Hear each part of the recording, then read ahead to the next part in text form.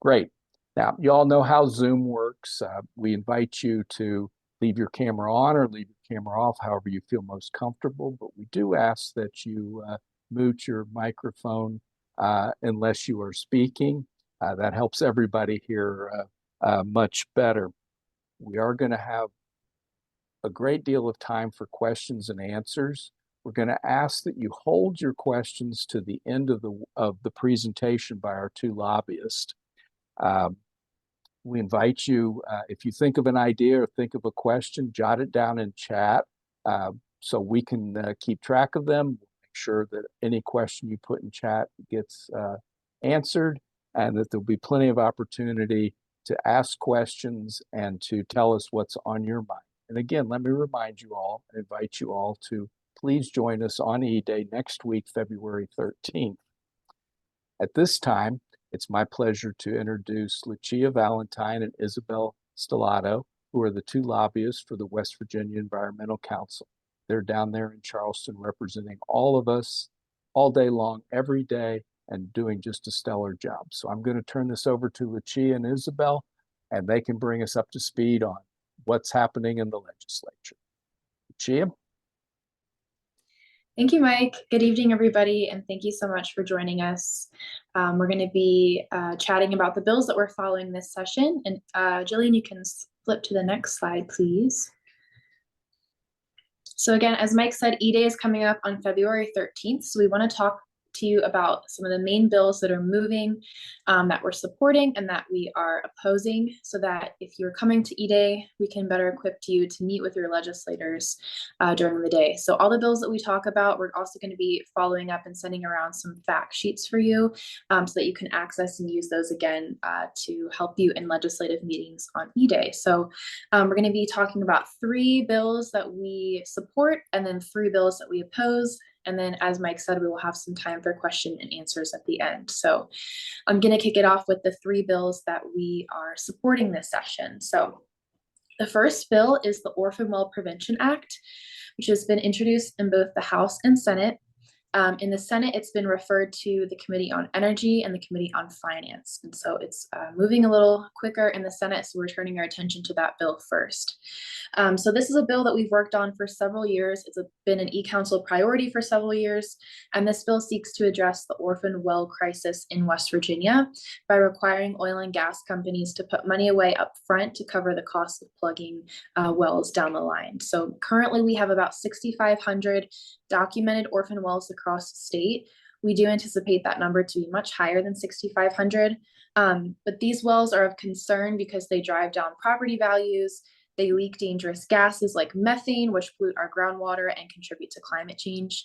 And they also pose a threat to public health, especially for those who live near orphan wells. And so we see this bill as a great way to address this issue. The bipartisan infrastructure law has, since 2021, been granting federal well plugging money to West Virginia to help plug orphan wells across the state. And so in order to access the full amount of federal funding that's coming down, the third tranche of money is now available, which is around $20 million. West Virginia must pass independent regulatory legislation to prevent more wells from becoming orphaned. So in order to be, again, fully eligible for the full amount of funds coming down from the federal government, we have to pass state legislation.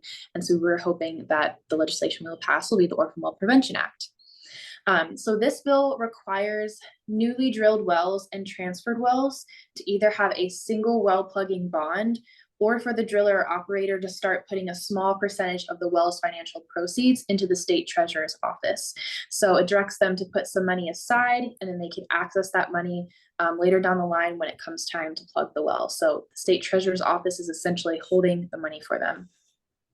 And then for wells in current use, the bill requires operators to pay 15 cents per MCF into the state treasurer's office for future plugging.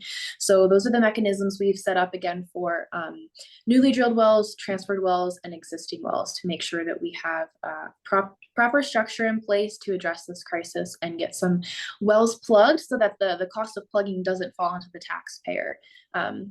Industry should be held accountable for their wells and for the cost of plugging them. And so that's what this bill aims to accomplish. So If you have any questions, hold those in your mind or put them in the chat until the end. And we can be sure to answer them. But in terms of E-Day, if you're coming to the Capitol and want to talk to your legislator about this bill, I urge you to kind of start with the Senate Energy Committee. We're going to be urging them to put the Orphan Well Prevention Act on the agenda so it can be voted on and discussed in the committee. So if one of your legislators is on that committee, that would be a great place to start. So Senate Energy Committee, if you plan to meet with your legislator on E-Day. Okay, and then Jillian, next slide. Transitioning to our 2 solar priorities that we are supporting this year. The first is community solar, which has been introduced also in the House and Senate, although we are currently following the Senate bill, which is Senate Bill 638, which was just introduced, this week in the Senate, and it's been referred to the Senate Economic Development Committee and the Senate Finance Committee.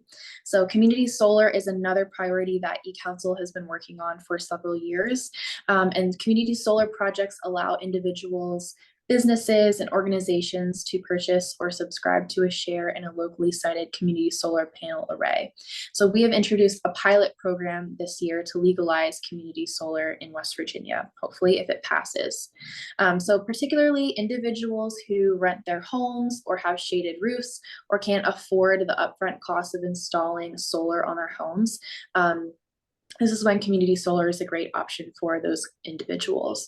And so we're really excited about community solar, and legalizing these programs would really help create jobs, attract new businesses, alleviate grid stress in West Virginia because these programs do connect to the grid, and lower energy bills.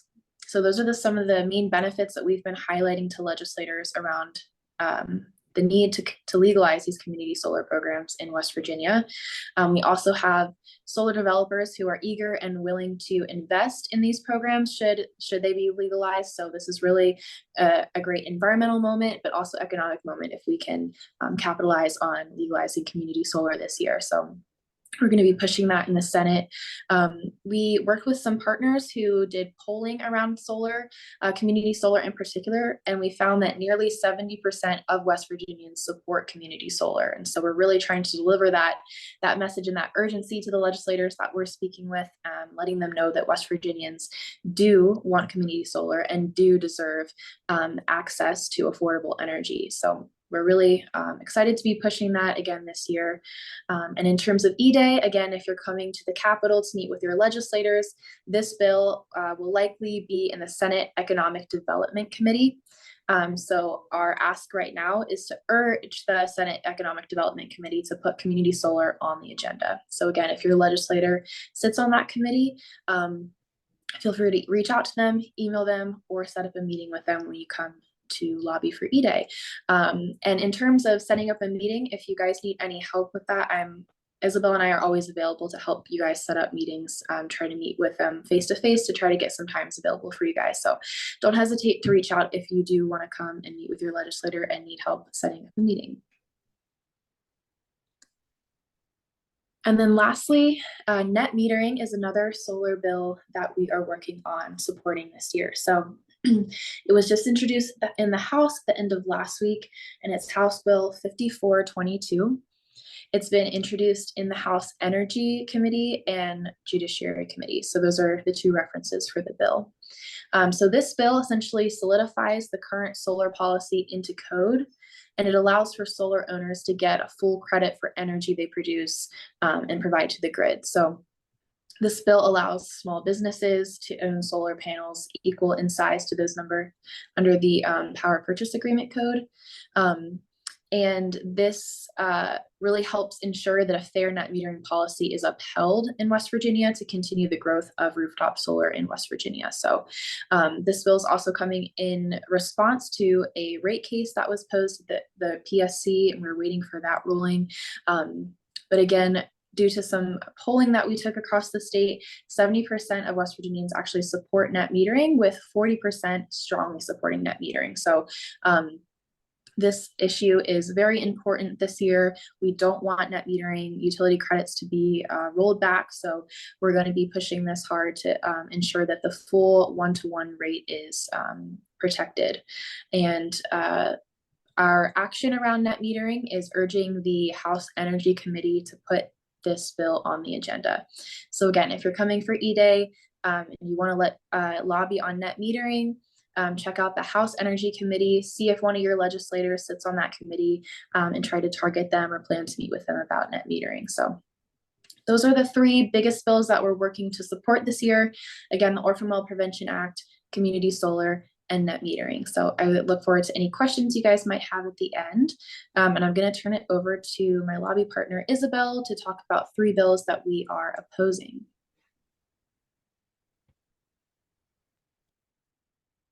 Hey y'all, thanks Lucia and Mike for that intro. And thanks everyone for being here. So the first bill I'm going to talk about that we are against is the Community Air Monitoring Bill, HB 5018, also known as the Unclean Air Act. And if you've been following this bill at all, you know how crazy of a ride it's been.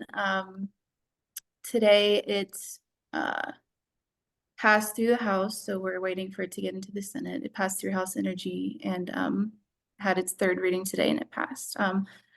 So basically, the bill changes how data can be used, data collected from community air monitoring. And if you're not familiar with community air monitoring, it's basically a way for people to measure the air quality in their neighborhoods or really wherever they want.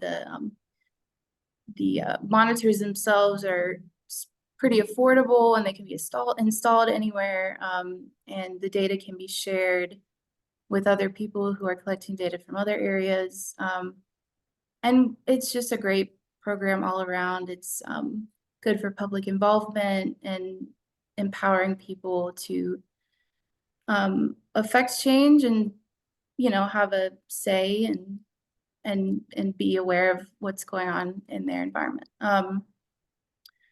So HB 5018 basically says that the data collected from community air monitoring cannot be used for regulatory purposes, for issuing fines and penalties and things like that, and as evidence in court against the operator. So whoever the owner of like the stationary source that's putting out whatever chemicals are in the air.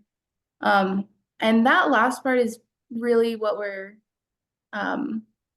mainly against. The fact that the evidence wouldn't be able to be used in court is concerning. The argument is that the legislature is overstepping its bounds, that's really that should be the court's decision. That's a judiciary decision. So that's really been the main argument through all this. And it's also just kind of sending a negative message. You know, like I said, we like community air monitoring. You know, there's no reason to say no to more data. Their concern is that it's not as accurate, it's not up to regulatory standards, but the data is already corroborated by the DEP. That's not going to change. And it's currently not used as or for regulatory purposes. So that's why we don't like that bill. And like I said, we're waiting for that to come up in the Senate next. We're not sure what committees it's going to be in, but we will keep everyone updated on our newsletter and everything. And if that's a bill that you would be interested in lobbying against with us, really at this point, you can just urge senators to vote against it. That's the main thing. So I think that's it for that one. Jillian, if you want to go to the next slide. Okay, so SB 171 relates to state control of agricultural rules. Basically, it would keep county commissions from passing ordinances or regulations that exceed state laws concerning agricultural operations. Basically, it's limiting local autonomy. And really we want local governments to be able to make decisions for their own communities. They don't want those decisions being made in Charleston, neither do we. It just makes the most sense to have that stay local. So this bill, so an example of how that could play out in what it implies. So for Hardy County, they have an issue already with water shortages. They have several industrial poultry farms, use millions of gallons of water every day. And if this bill passed, local governments would be prohibited from managing this problem. So like I said, that's just an example of how this could play out in real life. So Lucia and I participated in a group lobby meeting with some folks from Hardy County, from West Virginia, Clean and Beautiful.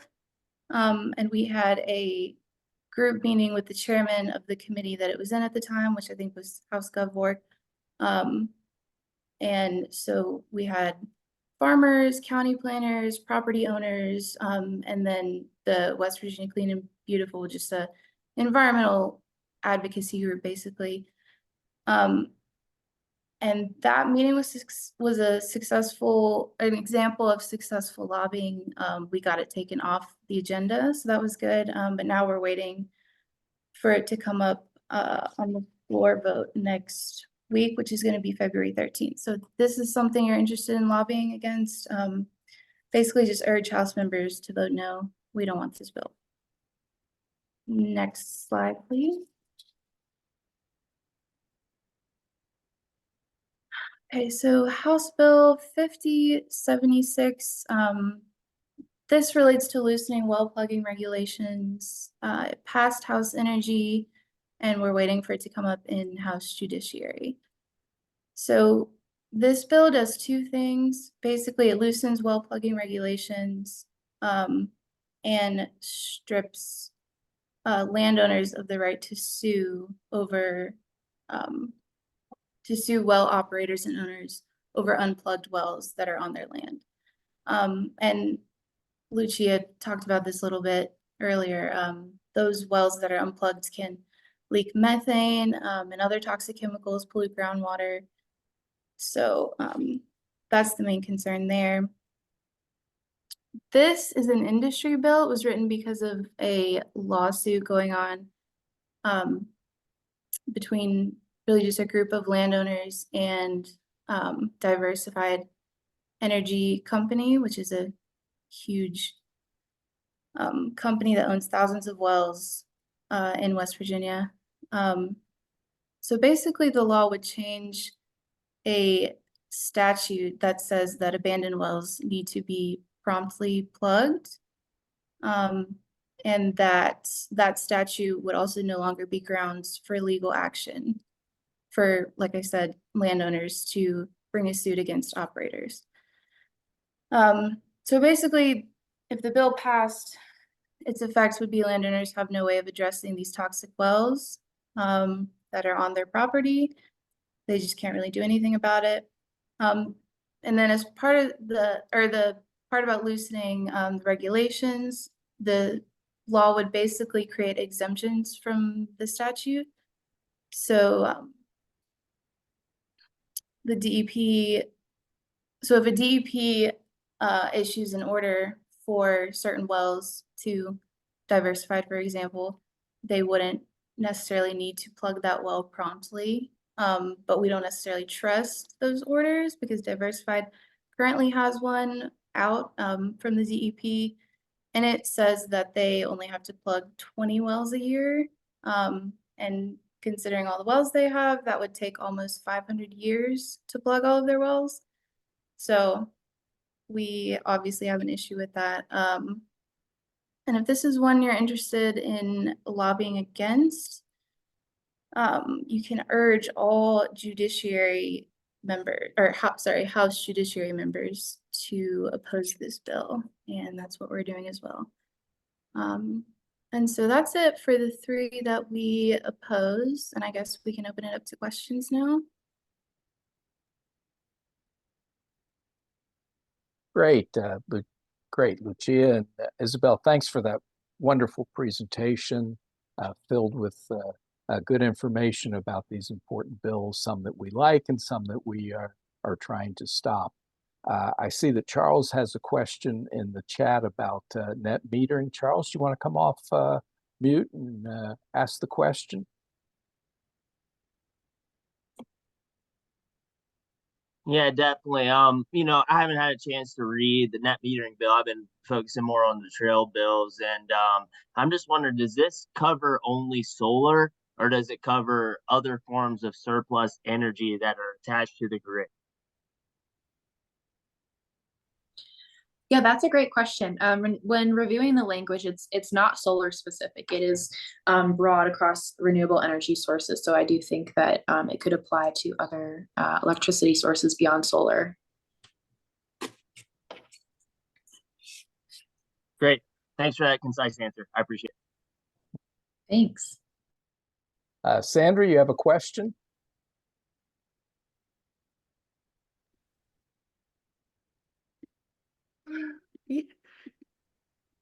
Yeah, sure. Thanks. Okay, so I just wondered how big of a problem are the abandoned and leaking wells in West Virginia? I saw that you gave some diversified statistics about diversified, but how big of a problem is it? And is it like is it happening across the state? Yeah, so I think there's been a few different numbers thrown around, but I think it's 65,000 abandoned across the state. Diversified specifically has like 2,200 with more on the way because they have thousands more in use currently. But yeah, I mean, the wells, once they're abandoned, can leak methane or other toxic chemicals that pollute the groundwater. Habitat loss has been another issue. Yeah, overall, they do a lot of damage to property. So obviously we want to get that taken care of. And with, at least with the Orphan Well Prevention Act, we're trying to, I think Lucia mentioned this, but get that third tranche of money down from the bipartisan infrastructure law. That would be like 20 million to help us plug more wells. And West Virginia definitely needs it. So yeah, definitely a huge problem. And so what's the resistance that you're hearing from legislators to dealing with this, for example? Yeah, and just to add to that previous point quickly, there are over 75,000 wells in West Virginia, and 28% of those wells are leaking methane and other gases. So that kind of also helps to build out the scope of the problem. And I think resistance primarily comes from the oil and gas industry, of course, and their biggest argument is that they don't have the funds to plug these wells, which in my opinion feels a little bit hard to believe, which I think is one of the reasons why we want to offer a bill that gives them a mechanism to start putting away some money up front so that they do have it set aside for later down the line to plug the wells. So a lot of these wells produce a lot of natural gas and make these companies a lot of money, and so they should be able to give back and protect the community and protect these wells by plugging them. So I think the biggest resistance we hear is from industry. Mm-hmm.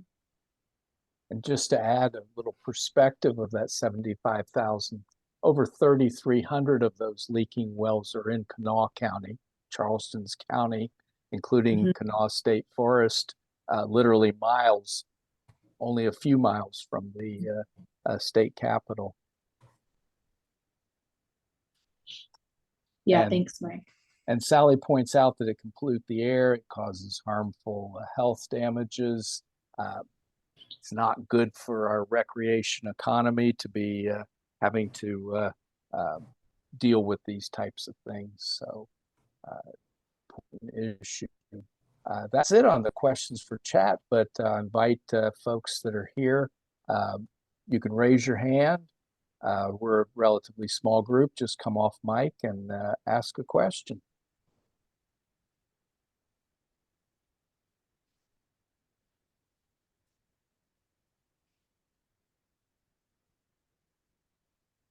Yeah, I mean, I'd say even if you would like a little more background information on, the background of any of the bills, feel free to ask.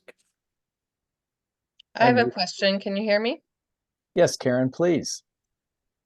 So I think one thing that was mentioned, and I'm not sure if it was Lucia or Isabel, that I think is really important to focus on when we are talking to our legislators is, as an elected official, you represent everybody, like party aside. And one thing that one of you mentioned was about property values. So a lot of people don't really understand unless we study environmental issues. There can be a lot of misconceptions and misunderstanding. But when you get to the human experience, for many people, their home and their property is all they have. And if corporations are allowed to come in and not do their part, and it affects somebody's property values, that affects their bottom line for life. And we know that in our state we deal with poverty issues, and it's a quality of life not only for the environment, for air quality and human beings' health, but it's also financial health. And we need to start looking at the financial health of our residents of the state of West Virginia and empowering them to be able to build that financial health profile. And if we allow companies to come in and take that from them, we're not representing our constituents well. And I think that would be a good point to bring up to some legislators.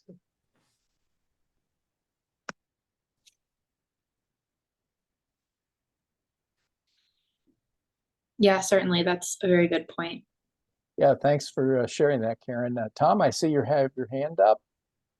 I have a question about community solar.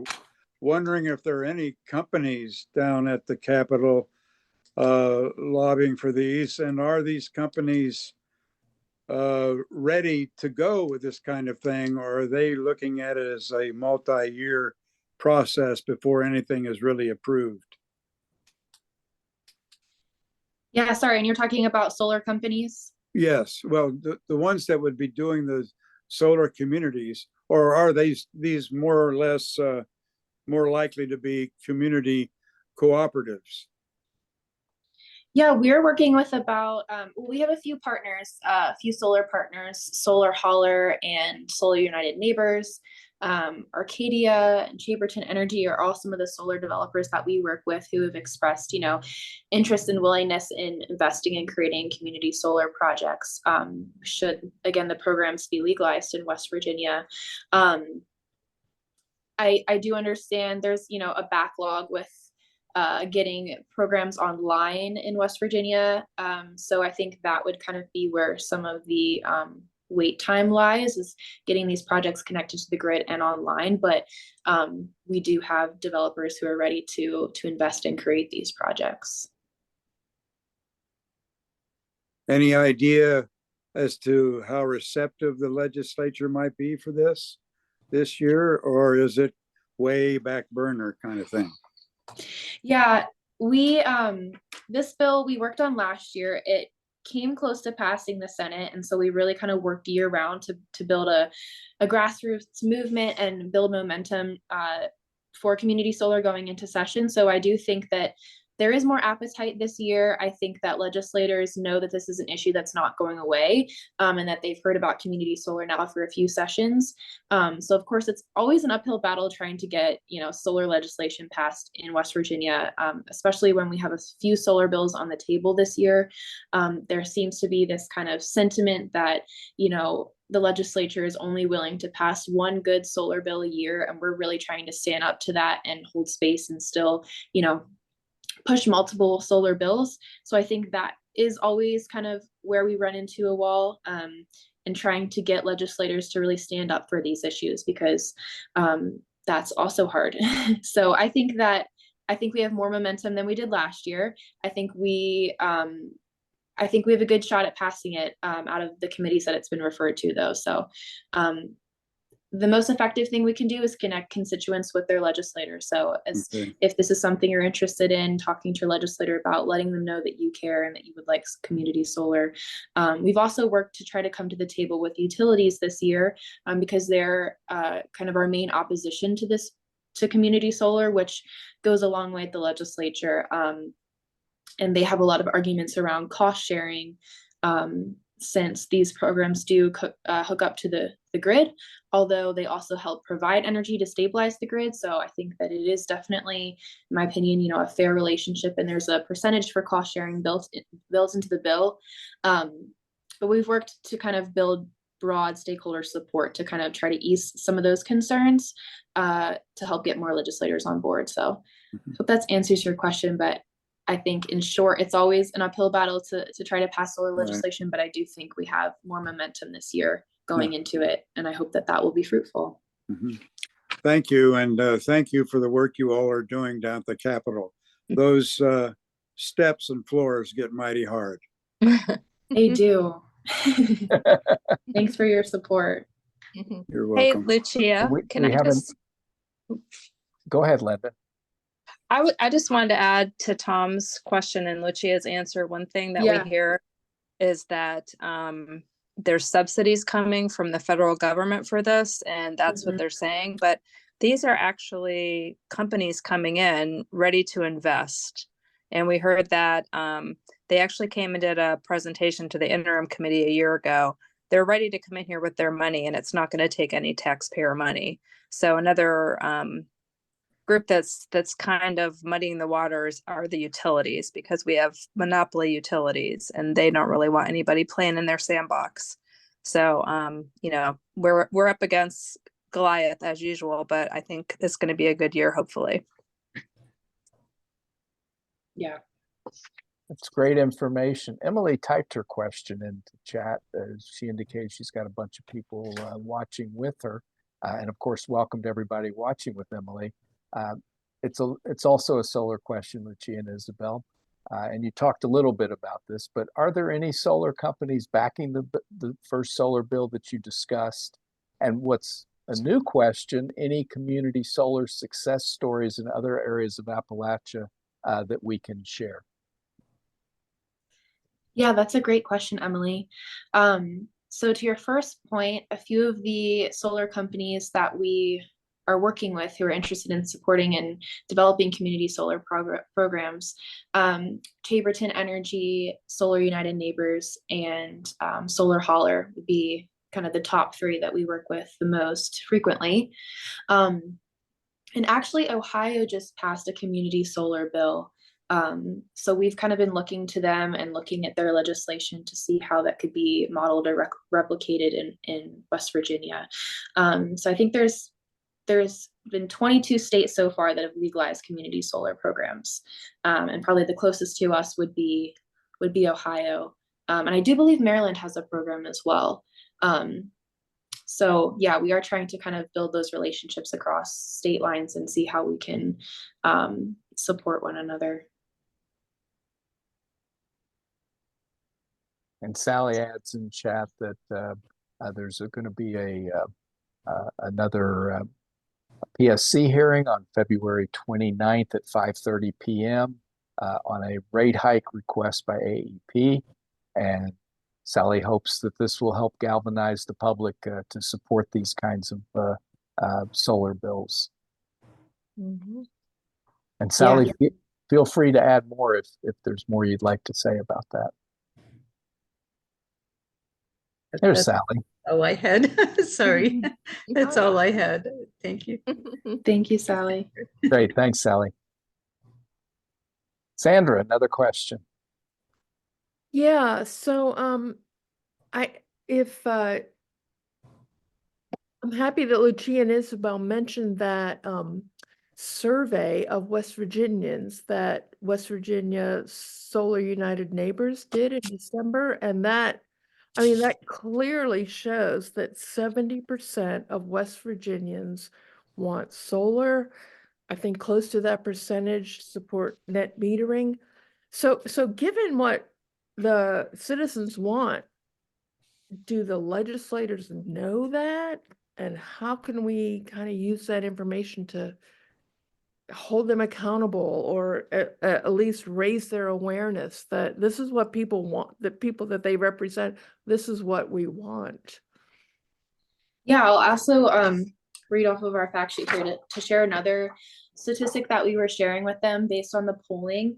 The question was, if West Virginia state legislators voted for bills that raised the cost of solar panel installation, 65% of people would be much or somewhat less likely to reelect their legislators, and only 8% were likely to reelect them if they raise the cost of solar panel installation. So that was another kind of angle that we tried to take in our delivering that message to legislators, to really point out that, you know, people want this, West Virginians want this.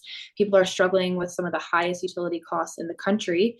Meanwhile, you know, our state is, you know, producing and exporting energy. We need to have options for West Virginia ratepayers to be able to, you know, get credits against their utility bills or have renewable energy options to lower their bills. And so I do think that these statistics and polls have been helpful in kind of pushing the needle with legislators. But again, I think highlighting the cost burden that is on West Virginians right now because of our high utility costs. And as Sally put in the chat, you know, AP is putting in for another price hike. So we see them all the time, and it's unfair, and West Virginians should have access to different energy options to lower their bills. Yeah, thanks. And I would say, just so Jillian, in a follow-up email, if you could include that document that Solar United Neighbors produced that kind of lays out some of those statistics, and everybody in the call, if you can use that information in, you know, contacting your legislators, I think that's a really powerful, data. Yeah, and I would ask too, if anyone on the call, if you are planning on attending E-Day or have interest in meeting with your legislators, could you either maybe like put your name in the chat or raise your hand, just so we can kind of gauge who might be joining us next week. And again, if you're interested in meeting with your legislator or feel like you need help, you know, getting that off the ground, please don't hesitate to reach out. We can help you set up some meetings. Sally raised her hand. Awesome. And Jillian's reminded us several times in chat that all of these great materials, the fact sheets, the sign-up sheets, a link to a recording of this video, are all going to be sent out to the participants. Use them. They're not just for you. Share them with everybody. And Karen may, let's see, we've got some other people. Sally said she's going to be there. Carol's going to be working at one of the tables. I'll be there, happy to help whoever I can help. Charles Evans and the crew with Pocahontas Trails will be there. This is going to be a big event. A lot of people. It's going to be one of the largest E-Days ever, with numbers of groups and people participating. And Karen, you typed something into chat that I don't want to steal your thunder. Would you mind reading that to us? That was just excellent. And Karen's going to be there too, by the way. Leslie, I think we get intimidated about making the call to our legislators.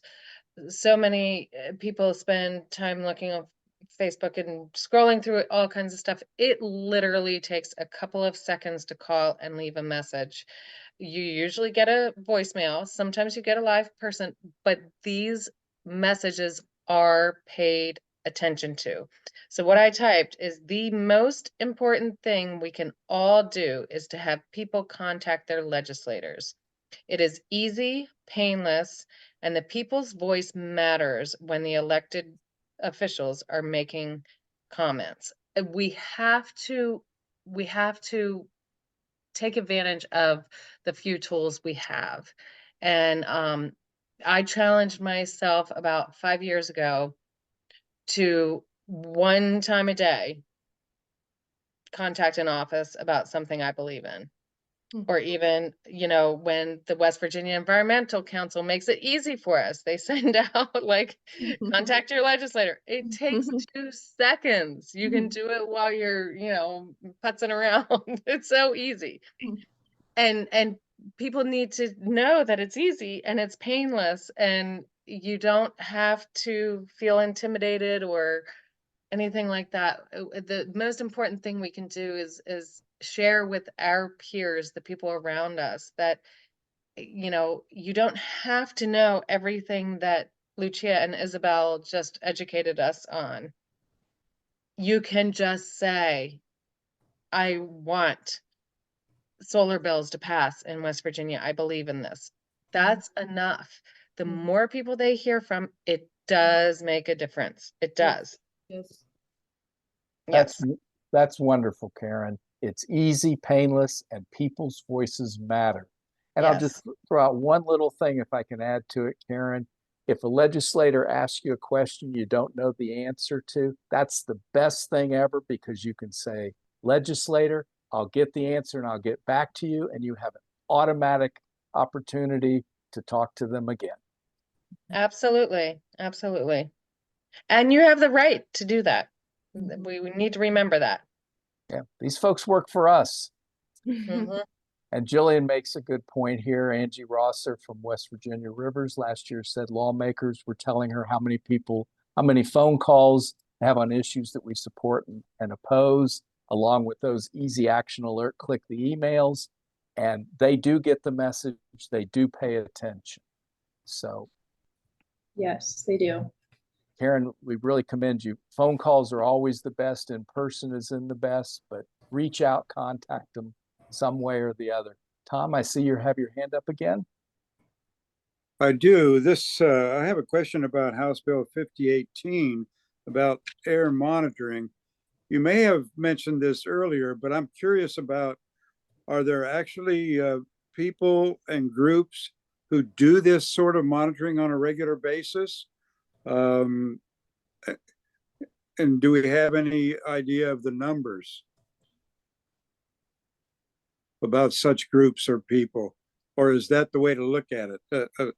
I'm trying to wrap my head around just exactly who may be involved in monitoring air quality around the state as regular citizens. Yeah, a lot of environmental groups actually either, you know, get money through grants or some of the federal money that's come down to install community air monitors across the state. So several of the groups that we work with have been working on getting air monitors set up. We have quite the community air monitor desert in West Virginia. I think we only have about 18 air monitors in 12 counties. So there's a lot of gaps right now. And I actually was able to purchase one and put it on my home in Berkeley County so we could have one in the Eastern Panhandle.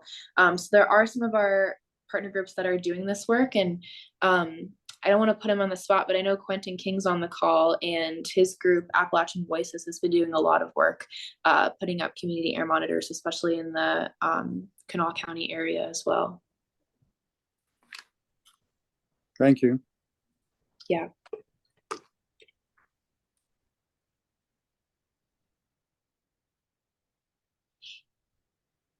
This is a great conversation, lots of good questions, lots of great advice on how important the efforts of all of us are. Anybody else have a question or a comment?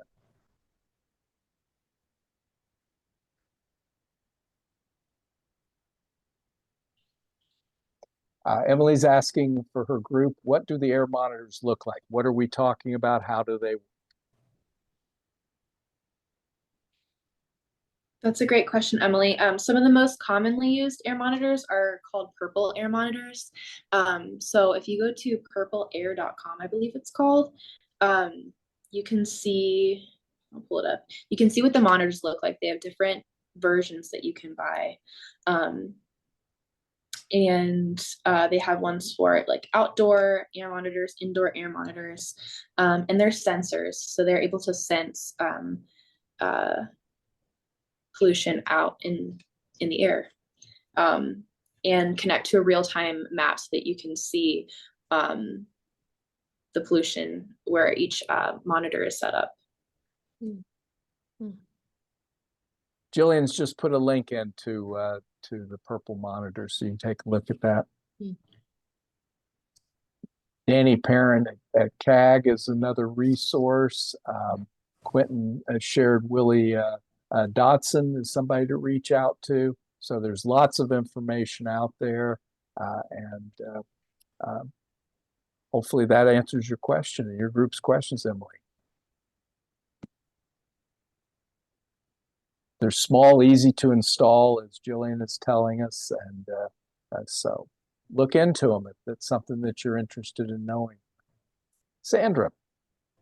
Yeah, sure. Thanks. So I think, Isabel, you talked about what Clean and Beautiful West Virginia that came to the Capitol, and actually what they did move the legislators to kind of reconsider that House Bill 5018 on the citizen monitoring. What do you have any details on that? Like, what did they say? What arguments were persuasive? Yeah, so Lucia might actually be able to talk to this or speak to this more than I can, but she was actually at the meeting. But basically they just got together some folks from Hardy County to just sort of go over like different angles of how the bill would actually play out if it was passed, because the language in the bill was pretty, ambiguous, left a lot of room for just bad interpretations. And so they had like a farmer there to talk about how it was going to affect his operations. I'm actually not exactly sure what he had to say about that, but Lucia, you could probably add to that a little bit. Yeah, they shared, Melissa Scott was the Hardy County planner, shared the most kind of about their concerns being a primarily agricultural county. So there was a lot of unintended consequences with the bill, and they really tried to point out that section, I think it was section 7 in code. I'd have to double check, but all the unintended consequences and rollbacks that would happen if the bill was passed. Initially, the initial intent of the bill was to protect farmers, but I know the Farm Bureau wouldn't come to the table with the opposition to kind of even talk about why they initially wanted the bill. So I think the intent was more to relax regulations so that more corporate farming could be done versus small farming. So that was one of their main concerns, and then just highlighted the section in code that would roll back a lot of regulations at the county level. So the chairman was not aware of kind of these unintended consequences, and was empathetic and expressed that the purpose of that bill, to his understanding, was not to loosen all the regulations that they pointed out. But I think so he decided to take it off the agenda for further review, ultimately putting it back on the agenda. But I think it was ambiguous for a reason, especially because some of the stakeholders wouldn't come to the table, which is never a good sign. So I think overall they were able to express their concerns, and we do have support for their concerns in the Senate. So right now, the bill it was amended in committee, so it will go back to the House floor. And then if it passes the floor, since it's been amended, it's a Senate bill, it has to go back to the Senate so that they can agree on the changes. And I think that's where we will get some of the protective language that we want amended in. So that's kind of the strategy right now. I know that might sound a little complicated, but I think we will likely get a version of the bill that we can agree to. So that's the hope right now. Linda, did you have something to add?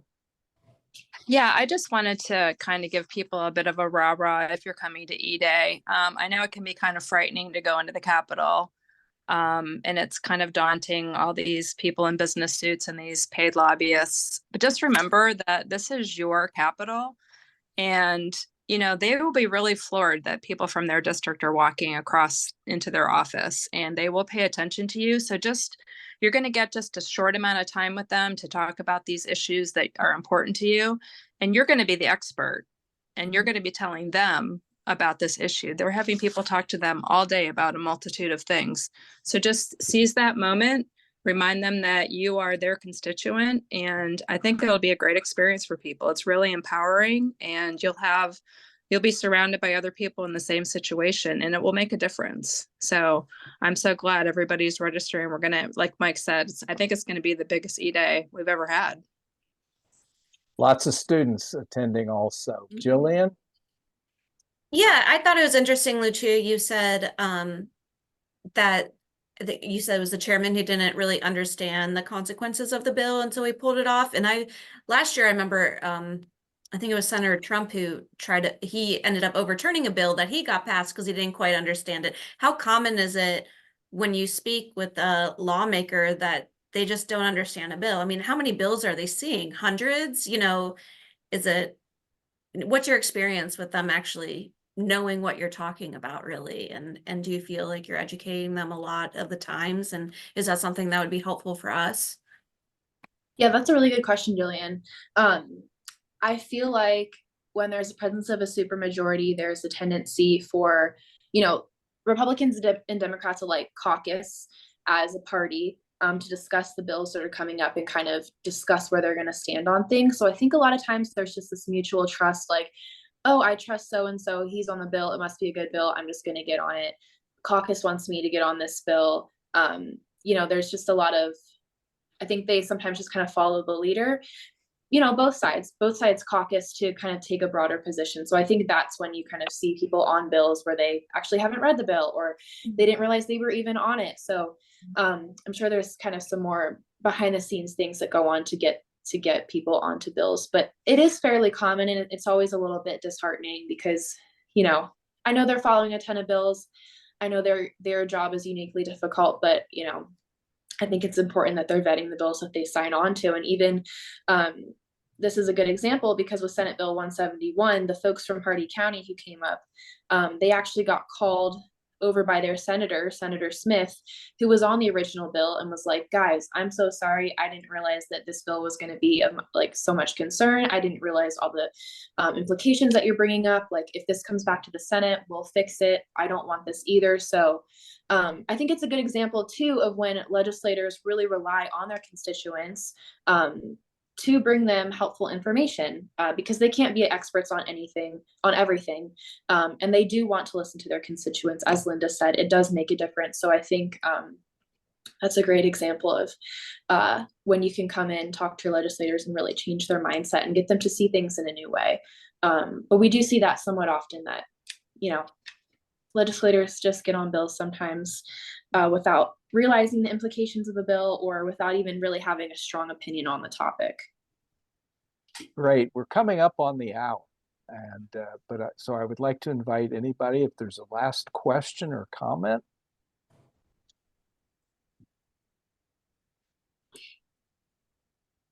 So Lucia, Isabel, great presentation, but let me give the floor back to you two for the last comment. Any last comments either of you would like to make? Just want to thank you all for joining us this evening. I hope this has been helpful, and never hesitate to reach out to any of us at the e-council team if we can help you in any way on the legislative side or advocacy side. But we look forward to seeing most of you at E-Day next week and really appreciate your time. So thanks, guys.